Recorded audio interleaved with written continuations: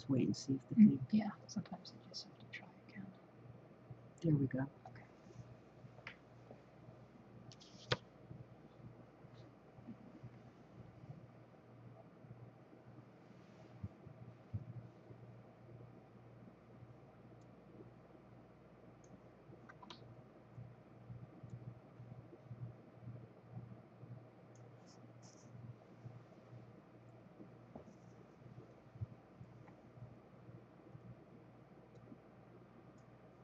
Go ahead and start and make sure it's working. You want me to start? Yes. Okay. I'm already streaming here. Okay.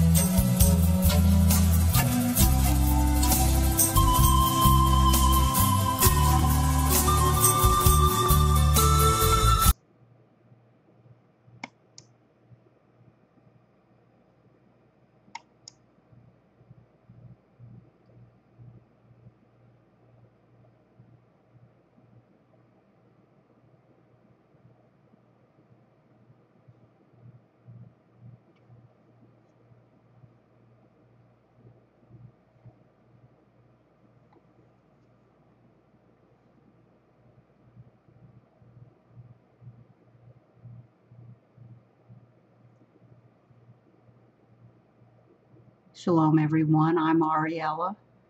Welcome to this evening's Kabbalat Shabbat service. We're going to start off with some Shabbat home rituals, if you don't mind. Then we'll move into the service portion. And after that, for our discussion tonight, the 3 weeks, which started on Wednesday, we'll talk a little bit about the history, laws, rituals, and customs of the 3 weeks. And my hope for tonight is that you hear at least one thing that you didn't know before or that you don't remember. And if nothing else, I think you'll probably enjoy the pictures when we start talking about the events. And as usual, you know the technology, that there is a lag time of about 15 seconds. So if you type into the chat room and I don't respond right away, it's not because I'm ignoring you. I also have multiple monitors in front of me, none of which I can actually look into directly from where my webcam is, so forgive me for that. I personally don't like to be anywhere where I can't see the person looking at me that's talking, so I do apologize for that. If you haven't signed in yet, you can go to the bottom of the screen where it says menu, just type in, and you can type in your name or whatever you would like to be called by. I'd really appreciate it. So, shall we go ahead and get started? But first, let me put my eyes on so I can see. So we know that Kabbalat Shabbat means reception of the Sabbath, which is what we're going to do tonight.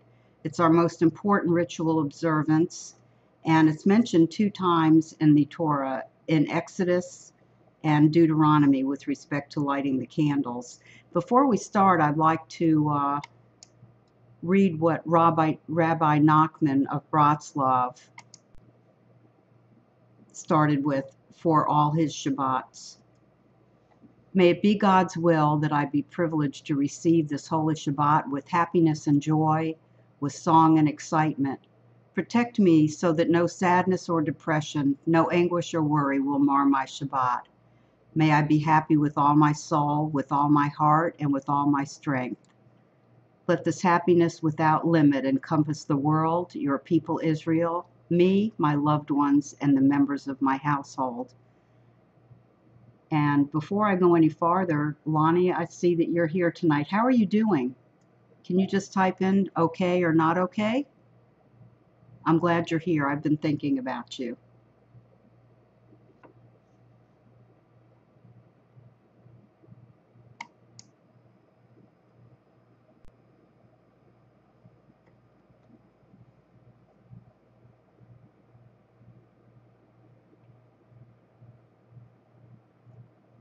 Lighting the candles is a rabbinic institution, and we're to have a minimum of 2 candles. And again, that's from the place twice that it appears in the Torah, in Exodus and Deuteronomy, where we're to remember the Sabbath and to observe the Sabbath.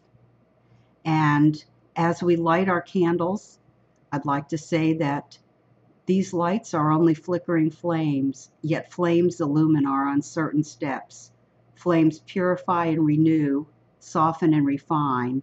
They brighten and make warm. Flames remind us of Sabbaths long past and of their beauty that delighted our hearts. May they inspire us to work for the great Sabbath of peace. And now, the candle blessing.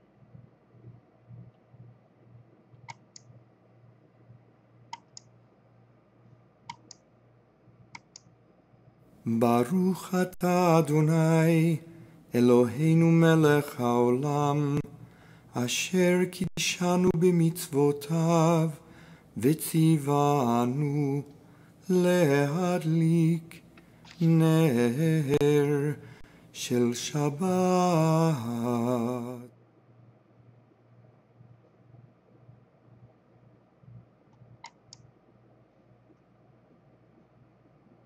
Now, as usual, you know how much I love to pretend, so I'd love to pretend for a moment that we have, in fact, lit our candles, which we did. But we went to shul, then we're back home now, and we're going to eat shortly.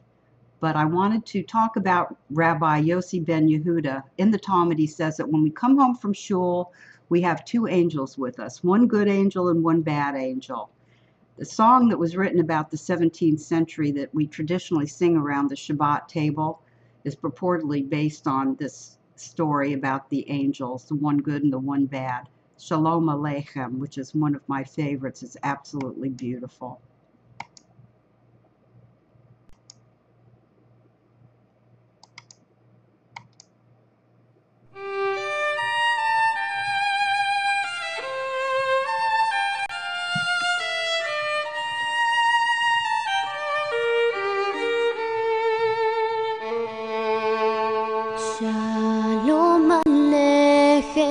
מלאכי ישרת, מלאכי עליון, ממלך מלכי המלכים, הקדוש ברוך הוא.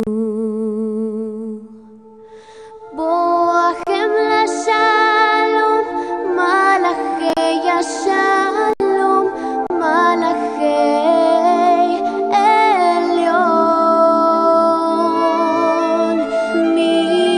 ממלך מלכי המלכים, הקדוש ברוך הוא.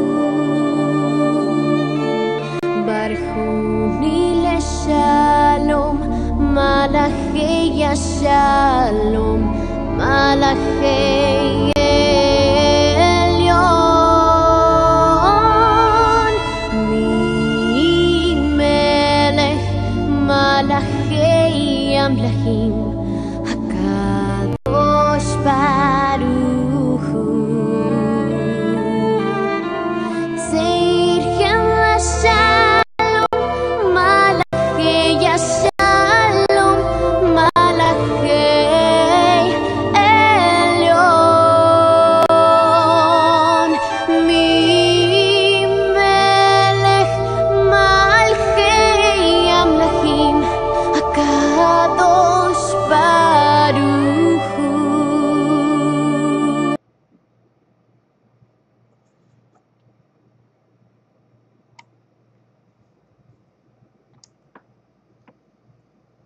We're going to move on to our rituals in a second, but I just want to tell Lanny that I'm glad you're doing well, and I'm glad you're here tonight. Thank you for coming.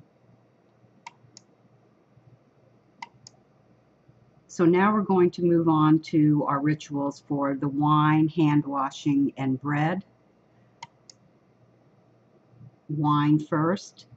Kiddush means sanctification or holy. And now if we were doing the whole Shabbat Kiddush tonight, we would be reading a section of the creation story from Genesis describing how God rested on the seventh day. We are going to be doing a blessing over the wine, and we would also be doing a blessing over Shabbat itself.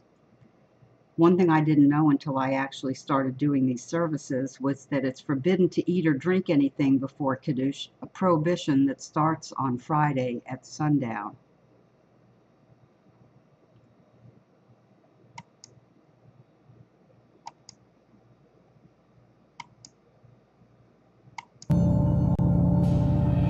Baruch atah Adonai Eloheinu melech haolam borei pari hagafen.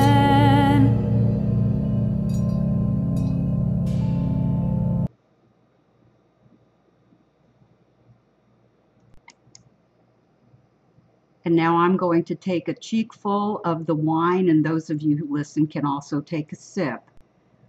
Our next step, our next ritual is the hand washing. Pretty cup, isn't it?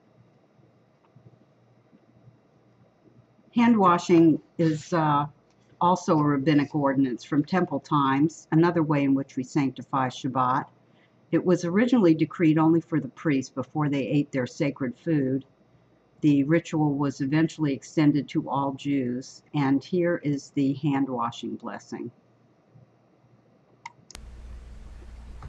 Baruch atah Adonai Eloheinu melech haolam asher kiddushanu b'mitzvotav v'tzivanu al netilat yadayim.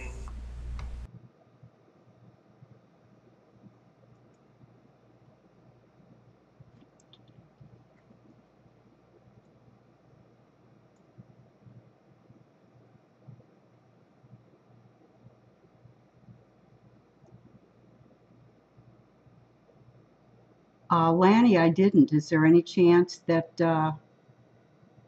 well, since you put it on YouTube, will I be able to get at it, or is there any way that you can send it to me? I'll give you my email address at the end here, or at least give me the site for it. I'd really appreciate it. I'm sure whatever you did is better than this.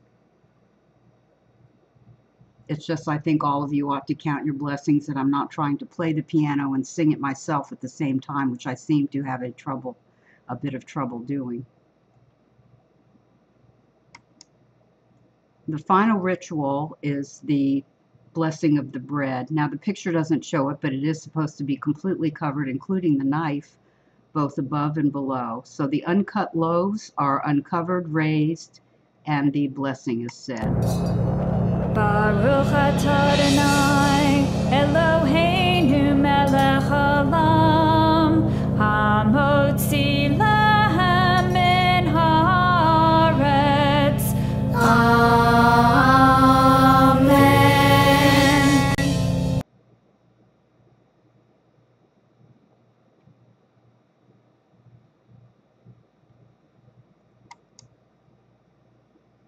Now this may sound a little bit silly, but I really love this, and I wanted to play Hini Matov here, which is the first verse from Psalm 133. And it's my way of telling you how happy I am that we're together tonight. And the music covers up part of the words, so it's just 2 lines. How good and pleasant is it when brothers dwell together in unity.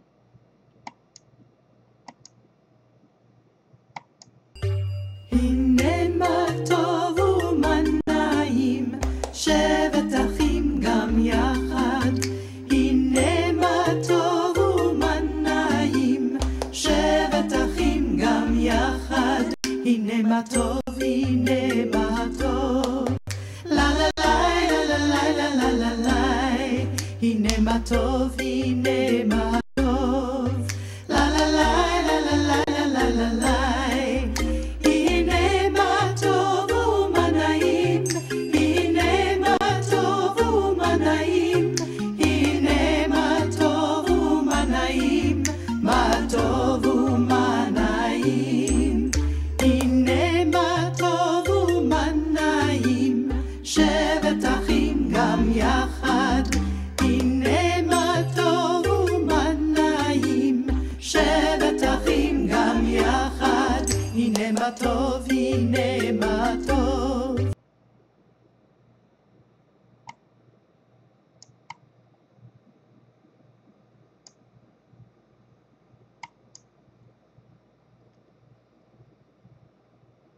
During a full Kabbalat Shabbat service, we're supposed to be reading multiple Psalms. Tonight, we're only going to do one. That's Psalm 95. And if you look at the end of this psalm, it does remind us of our tendency to rebel and act according to our desires, which is going to result in chaos. I'm going to give a stab at reading this in Hebrew. Please read along with me. L'chu naranana l'Adonai, nariya l'atzor yeshenu, nakadama fanav betudah, bismerot nariya lo. Ki el gadol Adonai umelech gadol kol Elohim, asher biado mecharei aretz, v'toafot harim lo.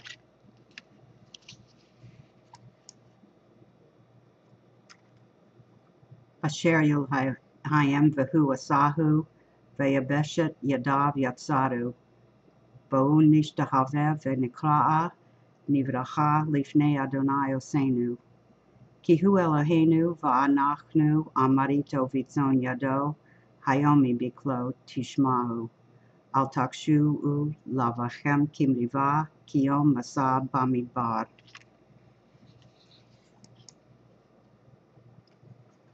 Asher nisuni avotechem, bechonini gam ra'u fa'ali, arba'im shana akut bedor va'amar, am to'e levavhem, vehem lo yado derache, asher nishbati v'api, im yo'un el menuchati.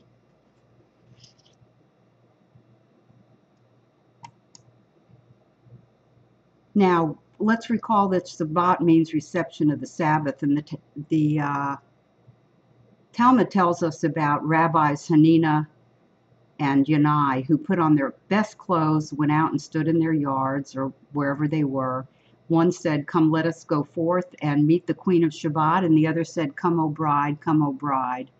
This piece from Bialik I really like, and see if you can guess which one is my favorite line, and I don't know why it is.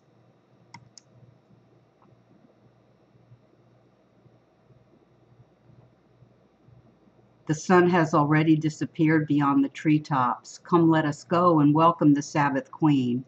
She is already descending among us, holy and blessed, and with her are angels, a host of peace and rest. Come, O Queen, peace be unto you, O angels of peace. Sit among us, O pure Shabbat Queen, and enlighten us with your splendor. Tonight and tomorrow, then you may pass on. And we, for our part, will honor you by wearing beautiful clothing, by singing Zemarot, by praying, and by eating 3 meals, and with complete rest, and with pleasant rest. Bless me with peace, O angels of peace. I love that. I think it's just beautiful.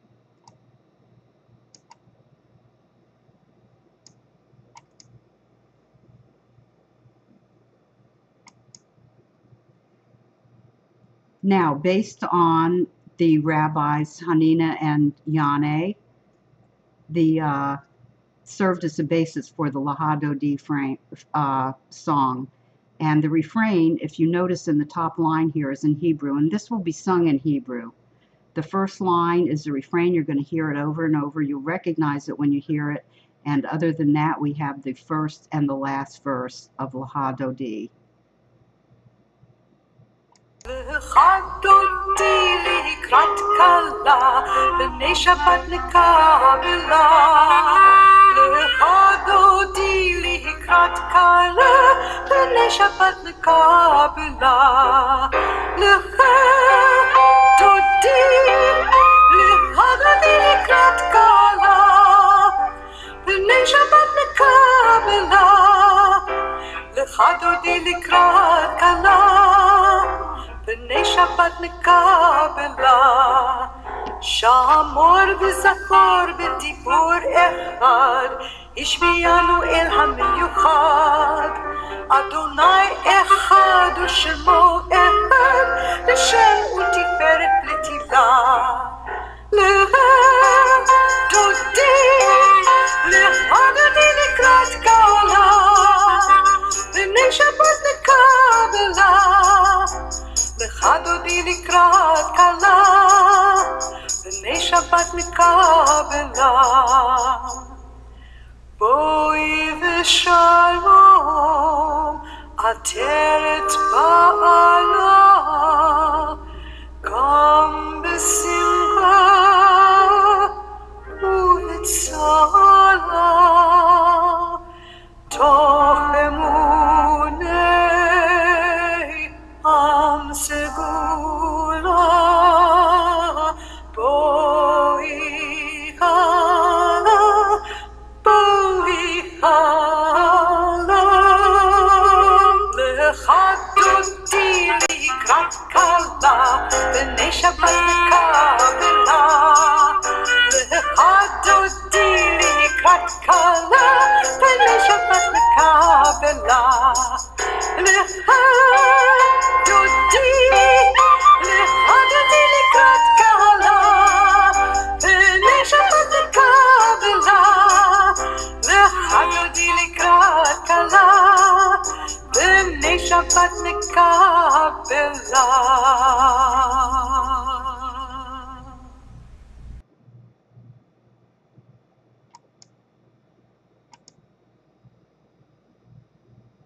Whenever I go to say the Shema, it never fails that I think about Rabbi Akiva, who was reciting the Shema while his skin was being scraped off with a big iron comb as punishment by the Romans because he was teaching the Torah, which was forbidden at that time. Now, Jewish law requires more concentration on the first verse of the Shema. This is the first and main paragraph of the Shema. I'd like us to say it together, if you don't mind. Then we're going to listen to the first part sung in Hebrew. You shall love Adonai your God with all your heart and with all your soul and with all your might. And these words which I command you today shall be in your heart. You shall teach them diligently to your children, and you shall speak of them when you are sitting at home, and when you go on a journey, and when you lie down, and when you rise up. You shall bind them as a sign on your head, and they shall be jewels between your eyes. You shall inscribe them on the doorposts of your house and on your gates.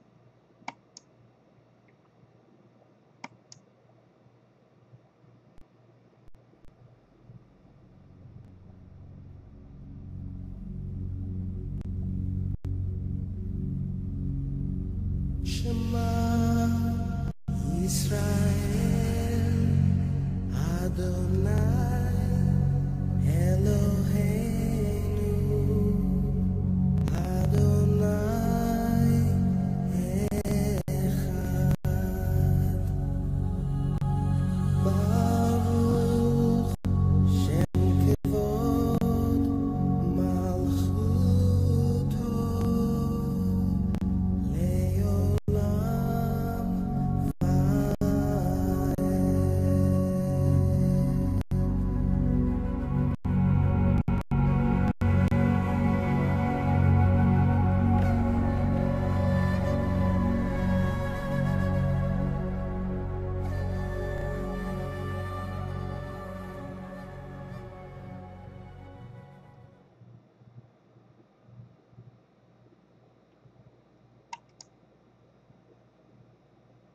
Micha Mocha is based on the Song of the Sea poem from Exodus 15.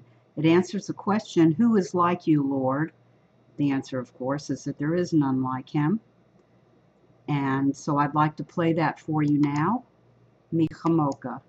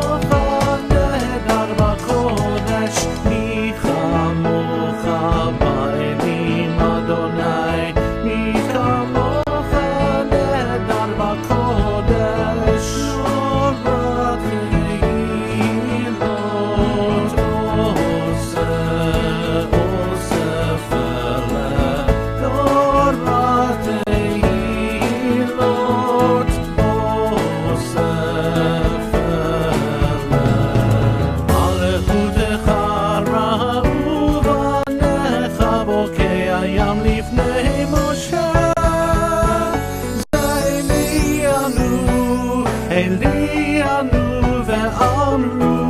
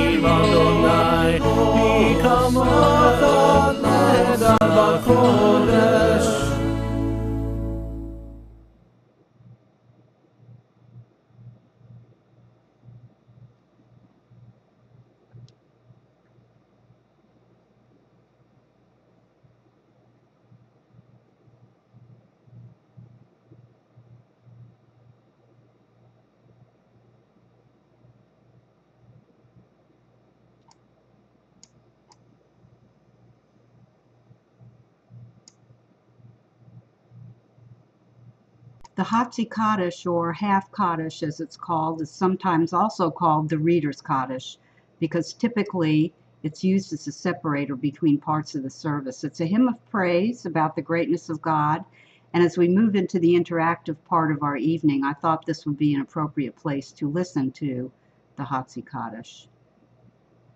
And before we start, Shabbat Shalom, guest 330. Did you change your name here? No? Yes? Well, Shabbat Shalom. Thank you for coming. Hatzi Kaddish. יתגדל ויתקדש שמי רבה בעלמה תברך חירותי וימליך מלכותי בחייכון וביומכון ובחיי דכו בית ישראל בעגלה ובזמן קריב ואמרו אמן יהי שמי רבה מברך לעולם עולם ועלמיה יתברך וישתבח ויתפאר ויתרומם ויתנשא ויתהדר ויתעלה ויתהלל שמי לקודשה בריחו אלא מן כל ברכתה ושירתה תושבחתה ונחמתה תמירן בעלמה ואמרו אמן ואמרו אמן.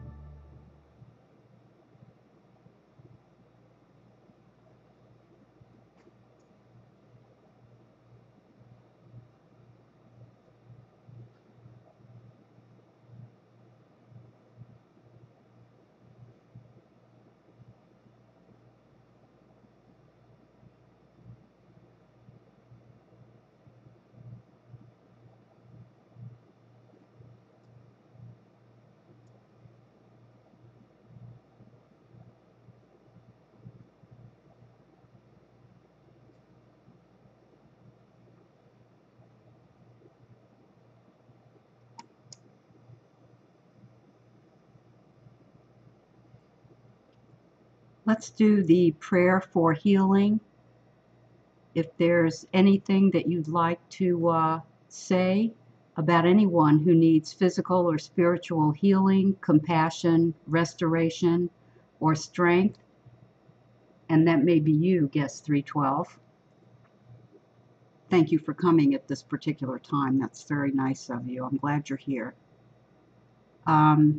Please type it in. I'm going to go ahead and start off with saying, This is by Debbie Friedman, by the way. Play this a couple of times so you can type something in. I'm doing a prayer for Terry, Sharon, and Kathy.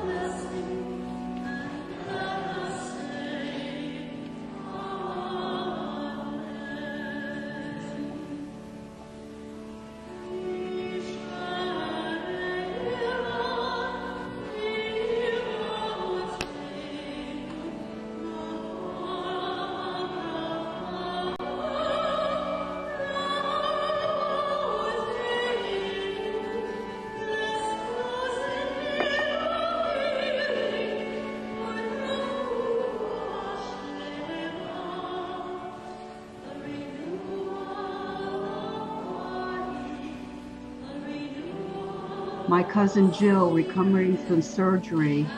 Adele.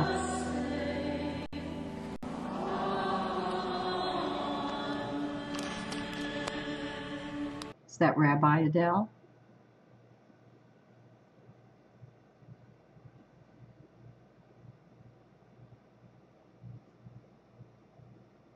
My son Kyle needs prayer, going through a difficult time.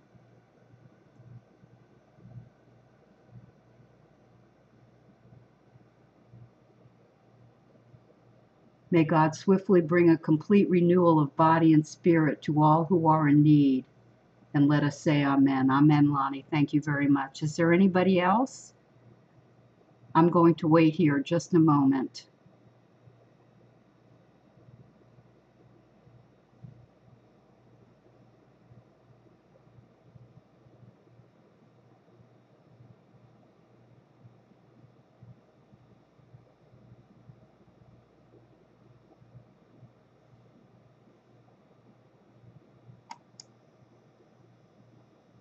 As you know, we're in the period of mourning. And I know we're in a period of mourning for Guest 312 for more than just the 3 weeks here. During the period of mourning, it's not unusual, actually it's quite frequent, that during whatever services we go to, we're going to hear or see, read, chanted, or whatever, connote a dirge, an elegy, something very sad, sometimes taken from the Torah, sometimes taken from a psalm, sometimes other portions of the Tanakh. And tonight, I think that I'd like to just read an evening kinnah that's usually read. For the sake of my temple and the glory of the renowned city of Zion will I weep day and night. And for the glory of the renowned city of Zion. The enemy hath made my glorious house desolate. He hath driven me into different countries, for which I will continually weep with a doleful voice, and for the glory of the renowned city of Zion. I will continually weep for the repeated destruction of the delectable land and the city of Jerusalem, and for her people which are gone into captivity, and for the glory of the renowned city of Zion. O mourn thou, law, for thy glory is profaned. Thy crown is fallen since the day that thy house was made desolate. Take up a lamentation for Ahalabah and Ahalah, and for the glory of the renowned city of Zion. By the way, for those of you who don't know, which I didn't know until I looked it up, Aholibah and Ahalah are pejorative terms used in Ezekiel to refer to the kingdom of Israel and the kingdom of Judah. Probably all of you knew that already. As you look over the past week, can you think about any blessings, anything you're grateful for, anything that's made you happy? Now I'm going to wait a moment here before I start the music. Actually, I'll go ahead and start the music. And I'm going to go ahead and start off that I had someone that I respect greatly entrust me with performing a very important task, and that made me feel very, very good. I'm very happy about that. And I'm happy and grateful to my cousin Lauren, who cooks and conducts Shabbat dinners in my home for me, and I'm very grateful for her.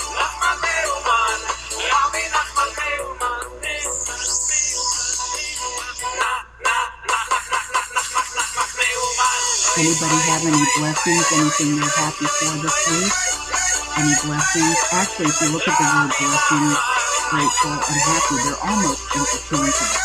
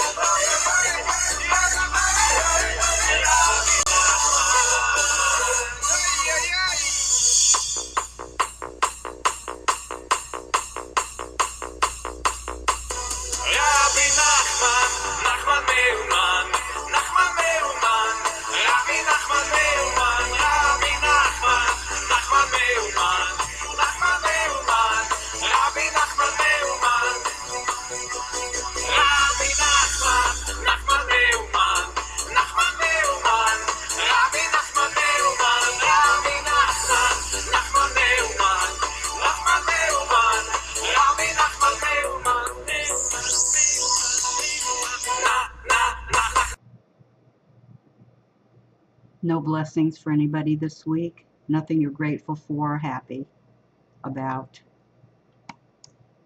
Well, how about the converse? Has anything made you sad or worried you or bothered you this week? I have found that our group here at OneShul is very empathic, so I'm very comfortable sharing, and I'm hoping you will be too. Just type in anything you'd like to share. And I'm going to go ahead and start. My dog Casey, the center of my universe, has glaucoma in the one eye that is not getting better. He can't see out of it anymore. And his one good eye appears to be losing vision there as well. I'm very sad about that.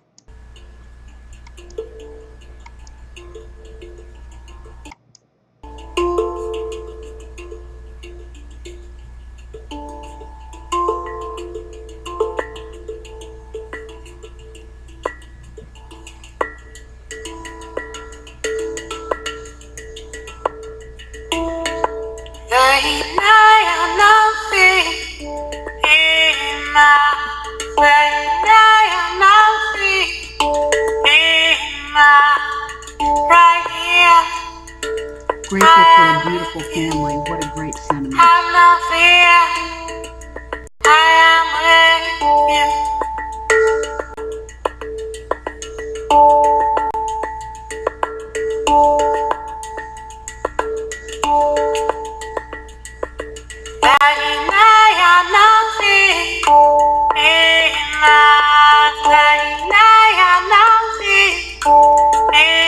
Sad for the constant threat the state of Israel must live under. I am with you. Surrender. I am with you. I really concur with that. I can't even imagine. You know, I've been there several times, and I always felt that as long as I stayed off of public transportation, that I would be fine. Because none of the times that I've been there has it ever been as bad as it is now.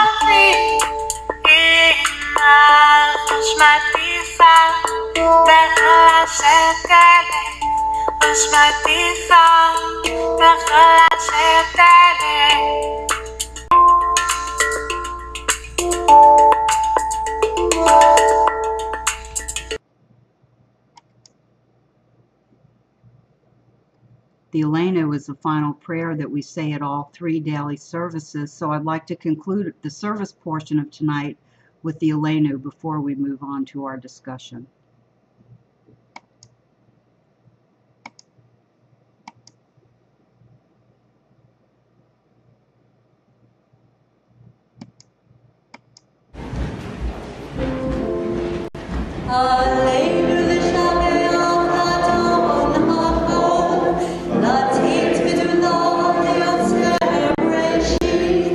Shalom,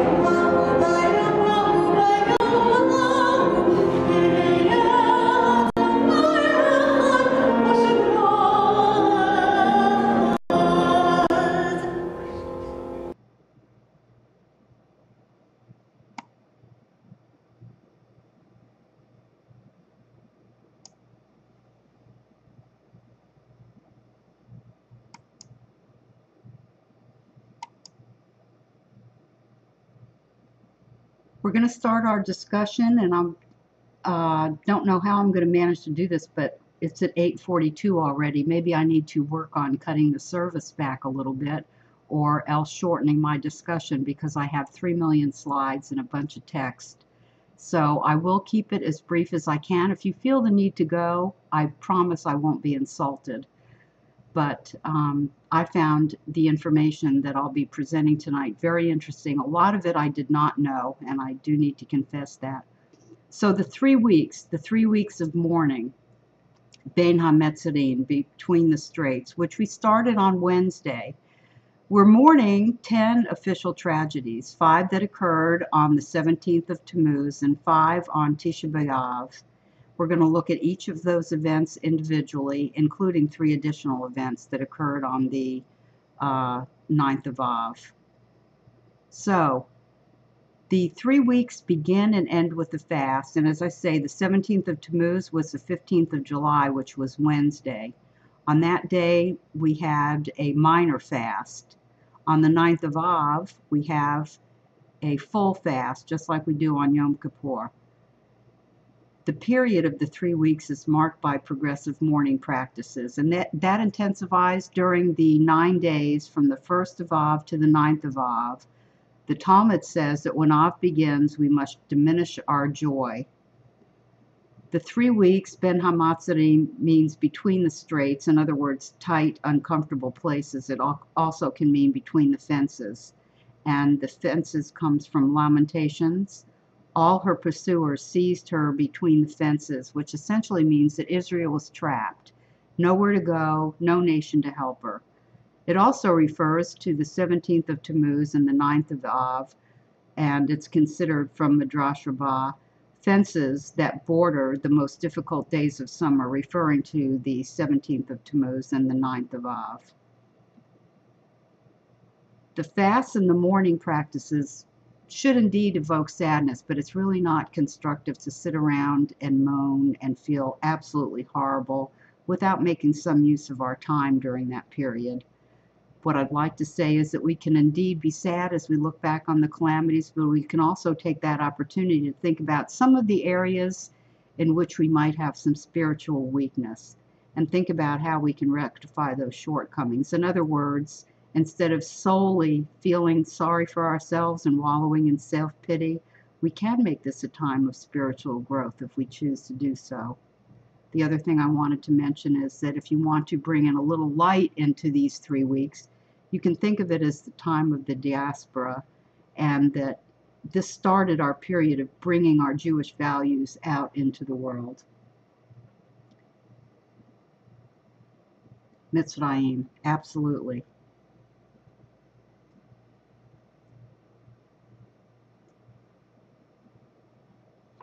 Lanny, did I spell that wrong?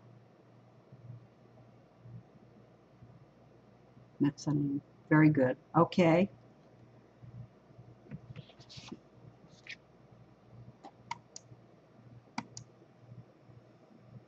Now, with respect to the fasting, on the 17th, the one that's the partial fast, there's no eating or drinking from dawn to dusk. And on the 9th of Av, there's no eating or drinking from sunset, Tisha B'Av Eve, to nightfall, which is 24 hours later, 25 hours later, and we'll go into that in a little bit. Some of the customs are during the 3 weeks, no weddings, joyous celebrations, shehekiano.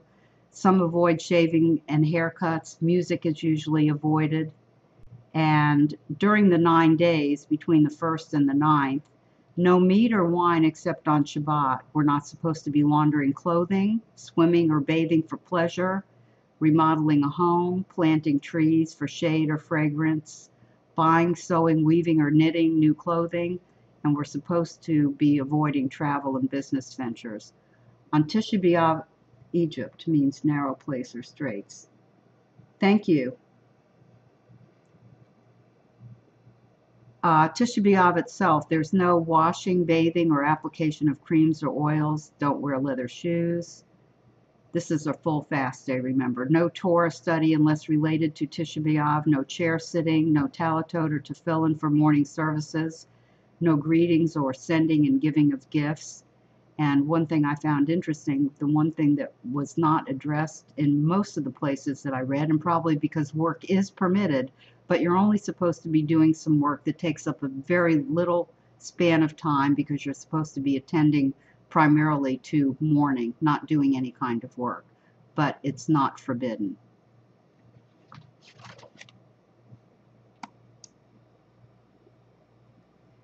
Now, this tractate of the Talmud lists the, we're going to look first at the 5 tragedies that occurred to our ancestors on the 17th day of Tammuz, and we're then going to look at the 5 that occurred on the 9th day of Av. On the 17th of Tammuz, which we'll address in a second, the 2 tablets were broken by Moses, the daily temple offerings ceased to be brought, the walls of the city of Jerusalem were breached, Apostomus burned a Torah scroll, and an idol was erected in the sanctuary. That's absolutely true. And had I thought that I had time to go through, there are also significant differences in the liturgy between the Ashkenazi and the Sephardim traditions. Thank you for bringing that up. I appreciate it. I miss that. As we're going through this, if anybody has anything to add, because obviously I couldn't put in every point, I would certainly appreciate it if you would enlighten both me and our guests this evening about that. I appreciate it greatly.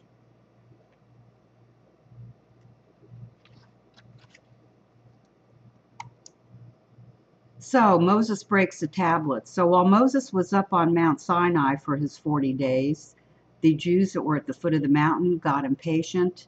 They went to Aaron and asked him to make them a god. Aaron went ahead and said, give me your gold earrings and whatever gold you had. And what he did was he went ahead and made a golden idol. And what's generally not known is that apparently the Jews at that point really believed that they were worshiping the God with whom they had a covenant. In other words, it was just a physical representation, a conduit to their God, if you will. They weren't worshiping some weird thing with, you know, horns or 11 arms or whatever. Well, Moses came down, he saw that they were singing and dancing, and he got really upset and broke the tablets as a symbol of breaking the covenant between God and the Jews. Among the reasons for breaking the tablets, there's actually 4 of them that I was able to find. I'm sure that there's many more. Wouldn't let you sign in, Adele. Didn't this happen last time? I cannot believe this. Sorry.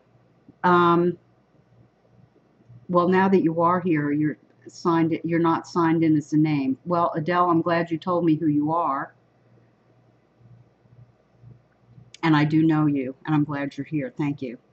Among the reasons are Moses viewed the Jews as apostates who didn't deserve to get the tablets. He also wanted to prevent the people from worshiping an inanimate object, the tablets, just as they had this golden idol. He also wanted to dissuade God from annihilating the people, which he threatened to do. And the 4th and most fun one from the Jerusalem Talmud is that the stones were made out of sapphires, which, as you know, were very heavy. It was too heavy for a human to carry. The divinely etched words of God made, however, the tablets very light. But when the tablets came down and saw all the dancing and the worshiping of the idol, they flew off the tablets, which became so heavy that Moses dropped them. So you can adhere to whichever one or none of them, whichever you prefer. Now, the second thing that happened on the 17th of Tammuz sheep were unavailable for the daily sacrifice. When Jerusalem was under siege, the people and the priests were fortified behind the walls, and the unblemished sheep became unavailable. One story in the Talmud says that the Jerusalemites would lower a basket of golden coins, and that the lamb sellers who lived outside of the walls would take the gold, stick a lamb in the basket, and then it would be hoisted up by the ones who were inside. Now, it is said that on the 17th of Tammuz, there was an old man who was standing outside the wall, and he, for some reason, and I can't find a reason for this, why he did that or who he was, that he suggested that the lamb seller substitute a pig for the lamb.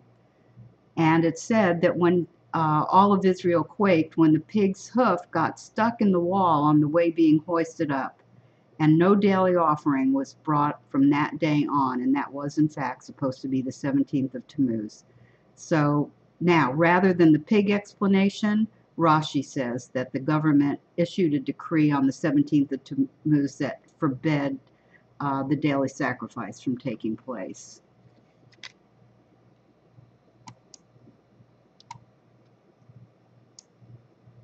The Jerusalem wall was breached. I'm sure you know that back in temple times, the major cities that were trying to be protected, they all had big, heavy walls around them. You couldn't conquer them until you broke through the walls, so that was a significant event. And it is said that the sins that were committed in the first temple era were paganism, sexual immorality, and murder. The walls were breached on the 9th of Tammuz, and two explanations for why we fast on the 17th are offered. One is that the population was so upset that they recorded the wrong date, and it really was, in fact, the 17th. The other explanation for fasting on just the 17th is that the rabbis, even though it was on the 9th, since the Second Temple walls were breached on the 17th, the rabbis decided that it would be too much of a burden on the community to have two fast days in such close proximity, so they just made both of them on the 17th.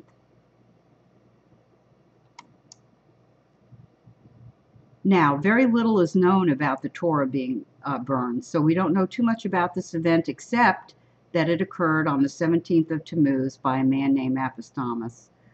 One account reports that he was a Roman general and that the event occurred just prior to the Bar Kokhba revolt, and another account cites him as a Greek officer and that the event occurred in 168 BCE. More importantly, the significance of the Torah scroll is unknown, but one contention, and quite believable, is that it was the scroll of Ezra the scribe, and that was the one that all the other Torahs were checked against for accuracy. The other story is that he burned every Talmud he could lay his hands on. Now, on the day that the Talmud offering ceased to be brought, an idolatrous image was placed in the temple. There's a debate over who did it. Some say Apostamus was guilty of that as well as for burning the Torah, and some say that it was Manasseh who was the, I'll call him the evil Jewish king, the king of Judah, during the First Temple period. He was the one who briefly reinstated paganism.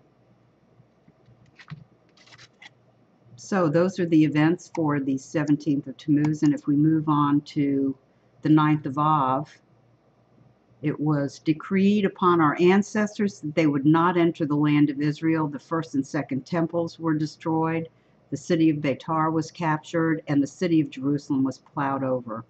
Now I'm adding the other three onto the bottom here because some do.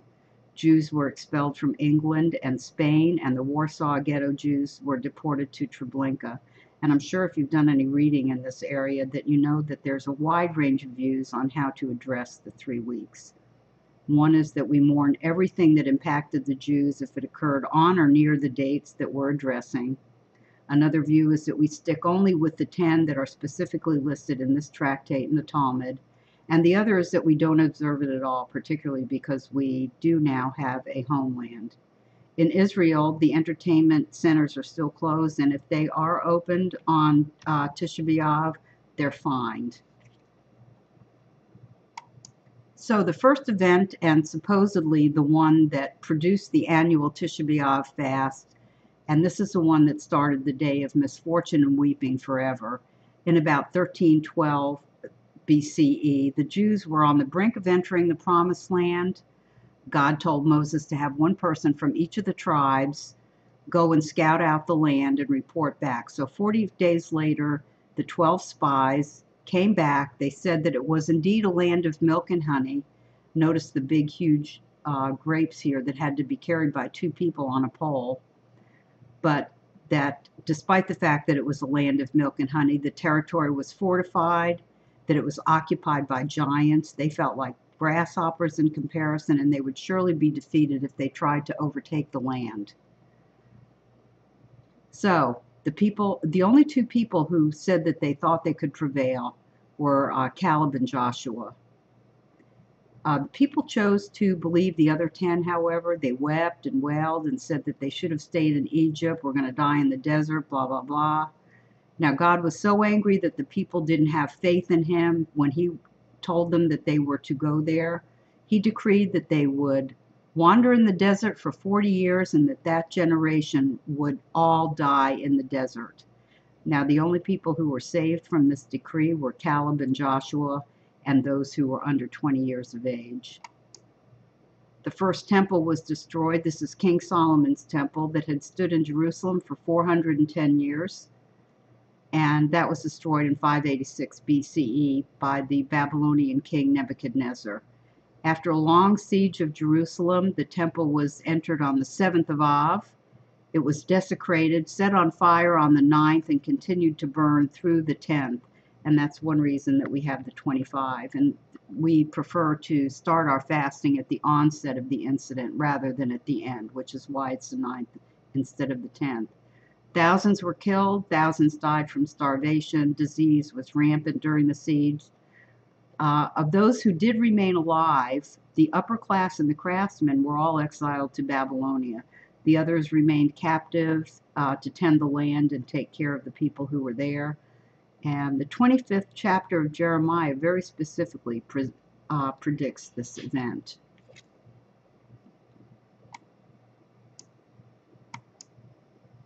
The second temple was destroyed. That was built in 516 BCE and stood longer than the first.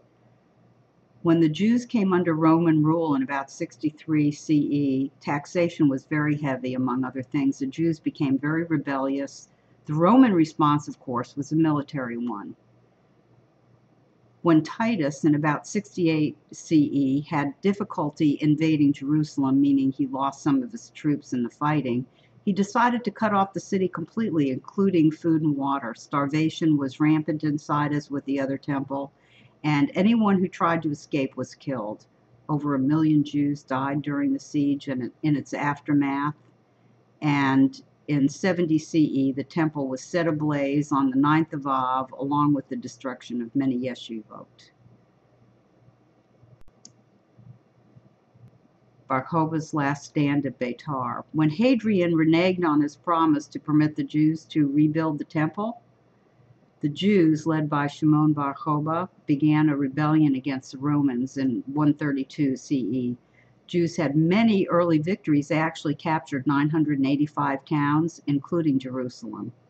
The Romans were surprised by the victories, so they brought in their best general, 12 army legions, and proceeded to destroy all of the towns that the Jews had captured. The Jews' last stand was in the holy city of Beitar, and that was where, if you recall, the Sanhedrin was housed, and it was home to tens of thousands of Jews. On the 9th of Av, this is when the last stand occurred. Thousands were killed. Those who died in Beitar were not permitted to be buried for 2 years. Over 500,000 Jews were killed during the 3-year revolt, and thousands were also sold into slavery. Jerusalem was plowed over. This was predicted by Micah in chapter 3. He did prophesy that Jerusalem would be plowed as a field, that the Temple Mount would be piled high with stones, and that this was done by Turnus Rufus. He was a Roman general, and purportedly this was done to ensure that the Jews wouldn't look at it and yearn to build something else there. They wanted it to be viewed as a field rather than a site that ever would be built upon again.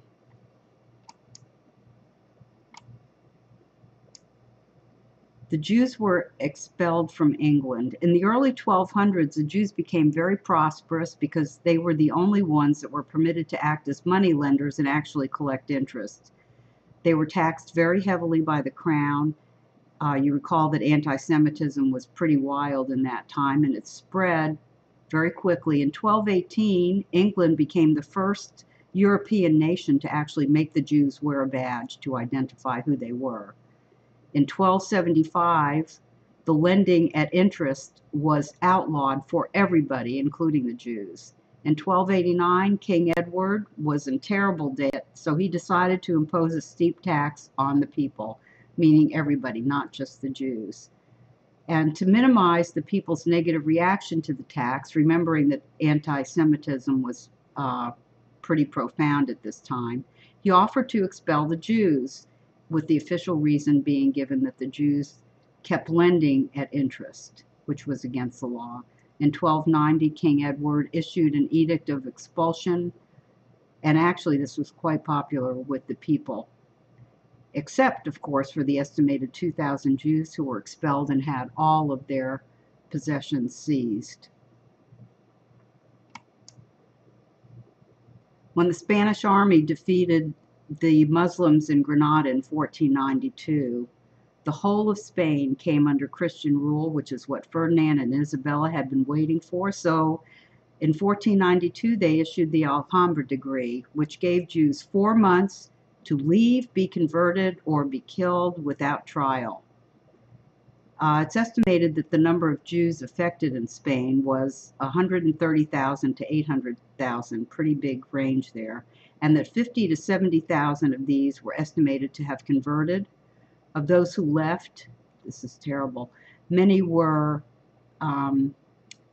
defiled. They were gutted because there were rumors going around that they were swallowing gold coins and precious gems to take with them when they left.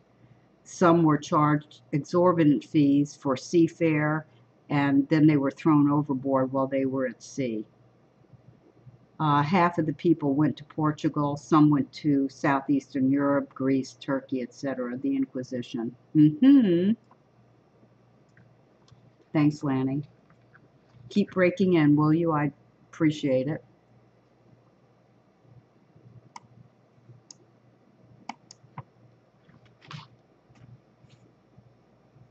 Now, the Warsaw Ghetto Jews being deported to Treblinka on the 9th day of Av in 1942, the railway deportation of over 300,000 Warsaw Ghetto Jews directly to the extermination camp at Treblinka started on this day.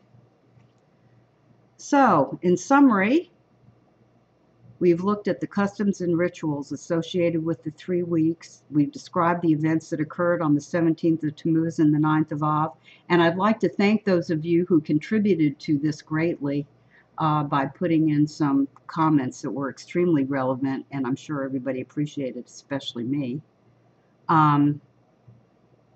As I said when we began, I hope that you heard at least one thing you didn't know or didn't remember, or at the very least you enjoyed looking at the pretty pictures. So let's take a quick look at what's on the schedule at OneShul. On Monday the 21st, we have Torah Talk with Hannah. On Friday, July 25th, we have Kabbalat Shabbat with Ketzira. On Monday the 28th, we have Torah Talk at 7, followed by Rosh Chodesh with celebration with Ketzira. On Friday, August 1st, I'm back with Kabbalat Shabbat and discussing the Book of Lamentations, not reading it, but talking about it. On Tuesday, August 5th, Hannah is going to chant Ika for us. I cannot wait. I'm going to sit on the floor and I cannot wait to hear her. She's going to be translating for us as she goes along. She's only going to be doing one chapter. I don't know which one she's going to pick, but each one stands on its own, and I absolutely cannot wait. On August 8th, Shabbat service with Ketzira, and on August 10th, I'm back with celebrating Tu B'Av, and I hope you'll come for that because I actually had somebody make, you know, that's equivalent to the Valentine's Day, even though there were a lot of significant events. I'm having somebody do a background for me with roses and all kind of lovey-dovey for the Valentine's Day. We're going to talk about love stories in the Bible, etc. So I hope you'll come to that. That's on August 10th.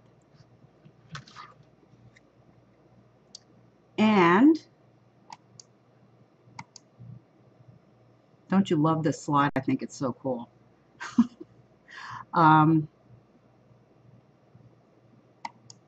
Yeah, I was just told I forgot to show you the slide I just said I thought was so cool and with just myself sitting up there.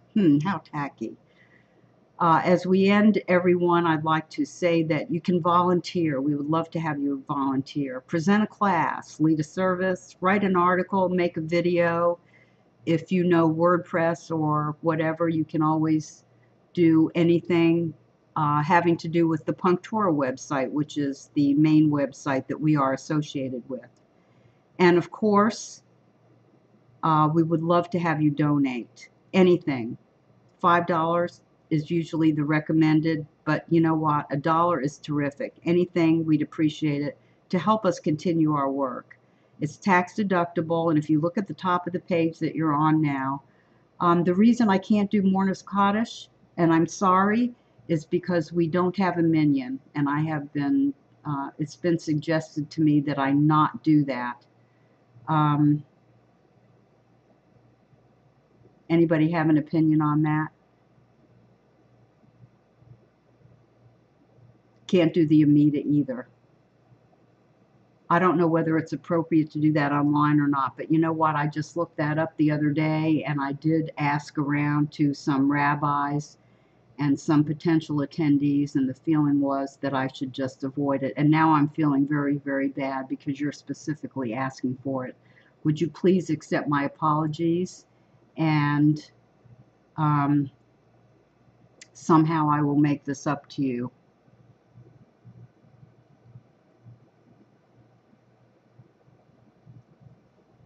I have only 7 here.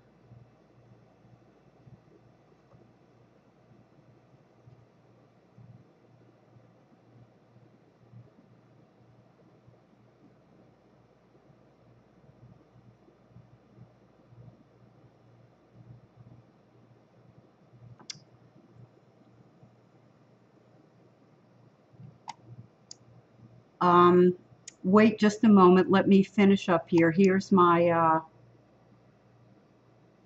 I'd like to thank you so much for coming. I'm going to excuse myself for just a moment and just go ahead and ignore what everybody's been telling me I should or shouldn't do.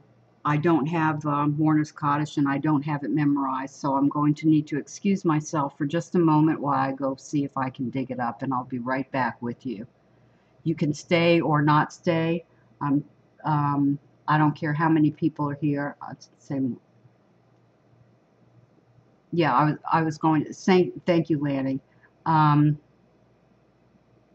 don't care what anybody says. We're going to do this, and if you want to leave, that's fine. If there's only 2 of us left here, that's okay too. As I say, please excuse me for a moment while I go get something from which we can do this.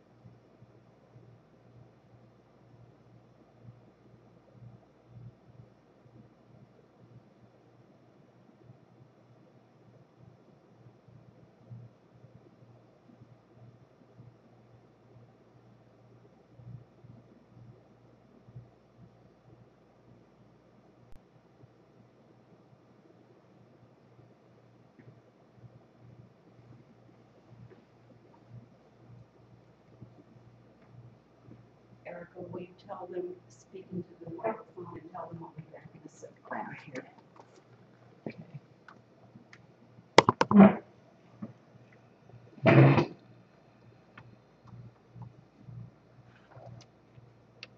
Oh, Lanny, you mean I didn't have to go drag this out and you're doing it in Hebrew? Bless your heart. Can I take a poll right now with respect to the Amida, which I really miss doing, and the Mourner's Kaddish? If we don't have a minyan, does anybody have any objections to doing that? I guess I don't need to.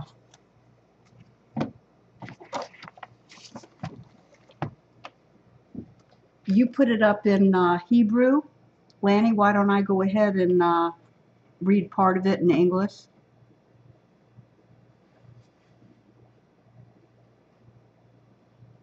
I can't put it up because I'm reading from my copy here. Sorry.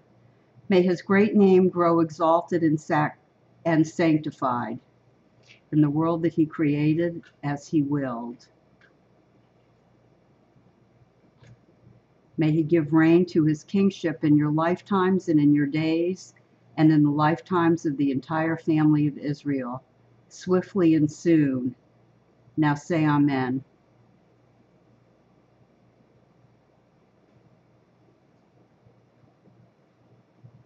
May his great name be blessed forever and ever. Blessed, praised, glorified, exalted, exalted. Mighty, upraised, and lauded be the name of the Holy One. Blessed is he.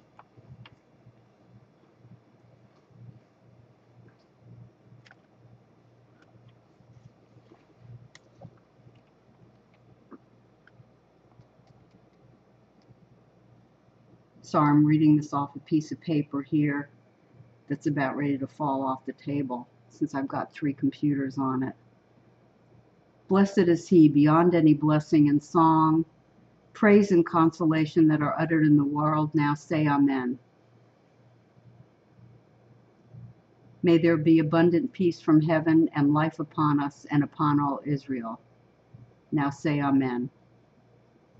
He who makes peace in his heights, may he make peace upon us and upon all Israel. Now say Amen.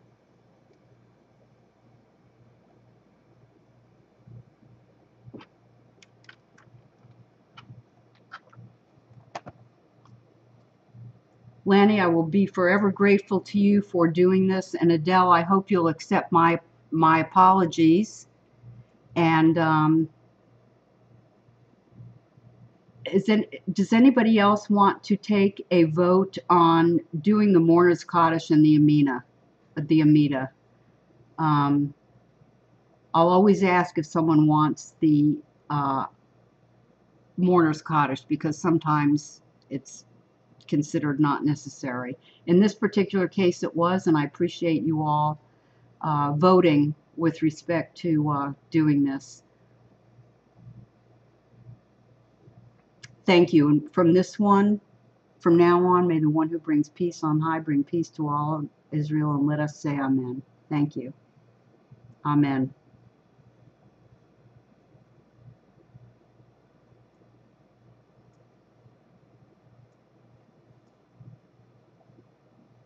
My thanks to all of you for contributing tonight. You have been absolutely fantastic, and I always feel grateful to be here with you. I consider being here with you a great privilege, and it makes my Shabbat so much more special. Thank you, and particularly tonight, I'm just really touched, and I'm going to try very hard not to get a little weepy here.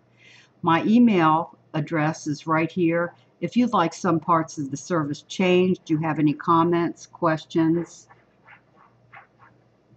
Have a virtual minion. Well, that's good to know. At this point, I actually don't care what we have, but I appreciate that.